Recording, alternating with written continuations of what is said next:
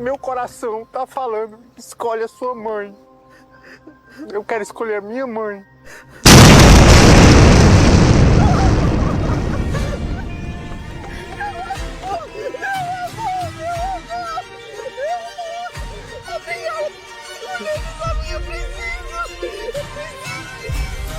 Todo homem que tem mãe é menino. Todo menino tem mãe. O homem ele não tem mãe mais. A mãe que gosta de mim tá assistindo. Gosta de tudo que você fala, menos isso. É o sintoma de uma mãe que carrega o menino no colo, mesmo casado com outra mulher. Um homem de verdade, ele tem que romper com a mãe dele. É um cordão almático. Por que 43% dos lares no Brasil hoje são liderados por mulheres? Porque as mulheres querem dominar o mundo, não é porque não tem homem. E o que elas arrumaram são protótipos de homem.